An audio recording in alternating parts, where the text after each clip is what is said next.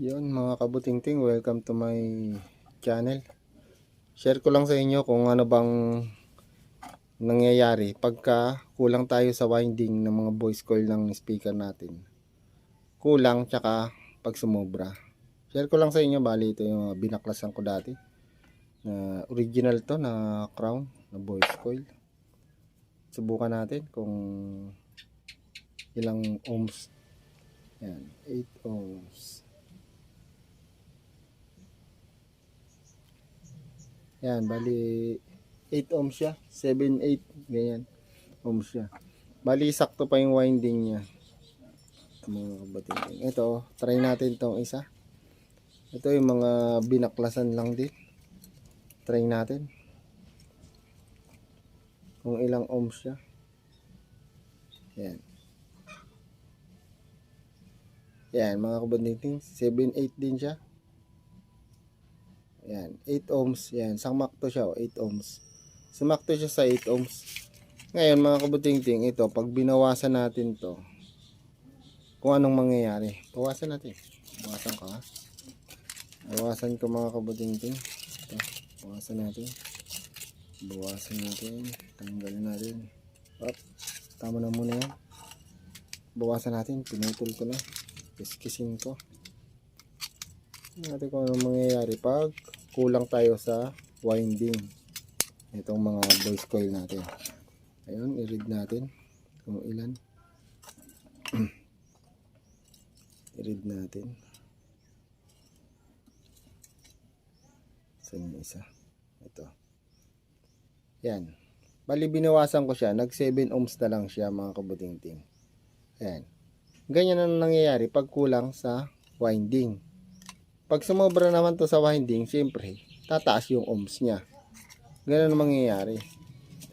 Share ko lang sa inyo mga kabutingting. Yun nga. Hindi naman talaga advisable na dagdagan at magkulang tayo sa winding natin ng mga voice coil. So balik lang natin kung ilan siya yung dati talaga, yung saktong ano niya, winding. Kasi meron tayong sukat dito ng wire tsaka kung ilan winding. Pag naglaki tayo ng wire, siyempre tataas yan. Halimbawa, ito kasi maliit yung wire, kaya umabot siya hanggang dito lang. Kasi ang ginamit na wire dito, siguro to number nito mga 31.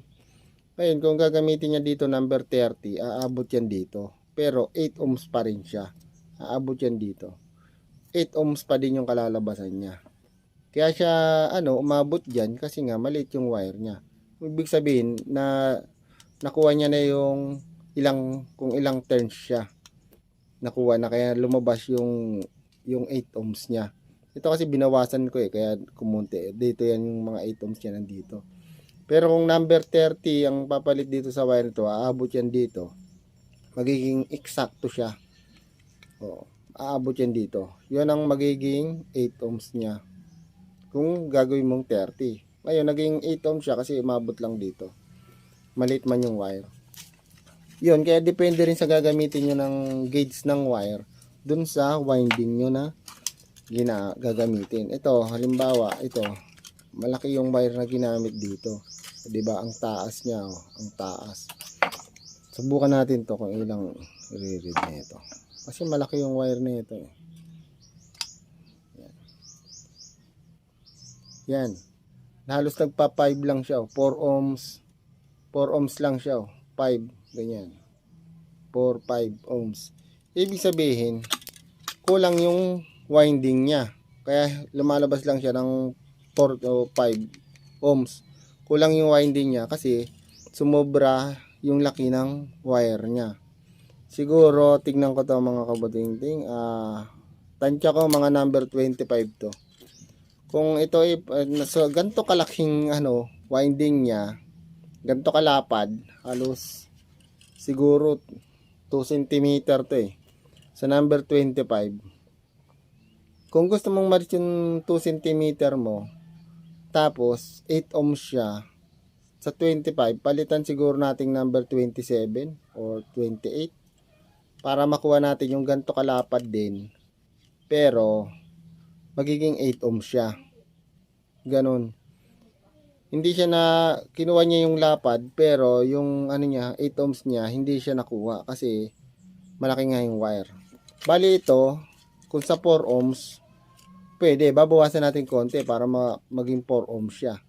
Kaya ang problema naman dito, mabibigatan yung amplifier natin, lalo na kung mga integrated lang yung amplifier natin, mabibigatan siya, masyadong mainit. Kung buti kung mga power amp, pwede ito. Ang kinagandahan dito sa 4 ohms, iba yung tunog niya, talagang ano, kasi 4 ohms siya eh. May gumagawa talaga ng ganito na winding, yung ano na to. Pwedeng gawin siyang 4 ohms, kaso mabibigatan naman yung amplifier natin. Depende sa gagamitan mga amplifier at nung nagpapagawa sa atin. Yun lang, bali sinare ko lang sa inyo yung mga kabutingting kung ano yung pag mangyari pag sumobra tayo sa winding at kumulang yung winding natin.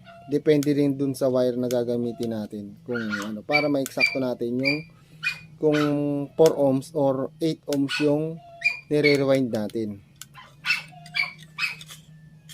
Yun nga, sinare ko lang mga kabutingting kasi depende rin to sa bilog niya, yung laki ng bilog. Kasi siyempre yung isa maliit, yung isa malaki. Depende yan sa gagamitan din natin. Halimbawa, para ka rin nag-rewind ng transformer, yung primary. Pag palalabasin natin yung maliit na transformer dun sa 220 volts, kailangan nating i-reach yung halimbawa, aabot siya ng halimbawa lang ng 500 turns. 220 volts yun sa maliit na transformer.